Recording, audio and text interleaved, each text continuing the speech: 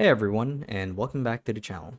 So in today's video, I'll be teaching you guys how to add a feature collection widget or section in your Shopify store online from scratch. So without further ado, let's dive right in.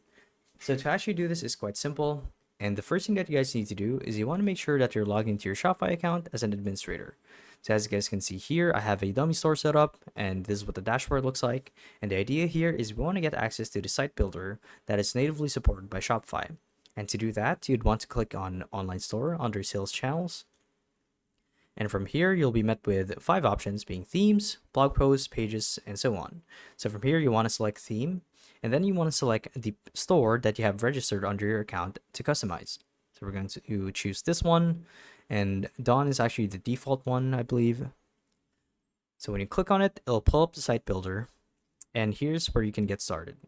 So the idea here is you want to navigate to the widget section right here. Actually, this isn't the right one, but let's do sections right here.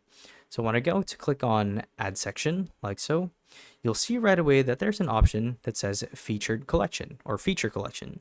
So this will pull up all of the registered products under your Shopify account or something. Let's say that you have a store on Amazon and you've integrated your Amazon account to your Shopify. So normally what would happen is all of the products registered under your Amazon account would carry over to Shopify. So when you go to click on featured product collection list or featured collection, what's going to happen is it's going to pull up a new widget or a box that you can rearrange. So I'll do featured collection, and if I want to showcase this at the very top, you can simply drag it, and you can see that the header of the store is now the feature tab, or you can configure it as you want. And here it's pretty cool because you can manually configure each product as you want to.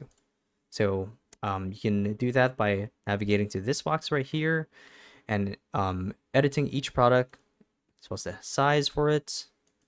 So obviously this one's the one that pops out the most.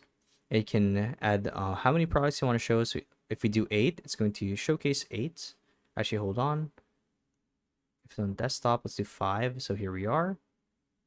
So normally there'd be a click on next to show the entire catalog for it. You can change the theme as well, and so on and so forth. And yeah, that's how you guys do it. So thank you all for watching the video, and we'll see you guys in the next one. Bye-bye.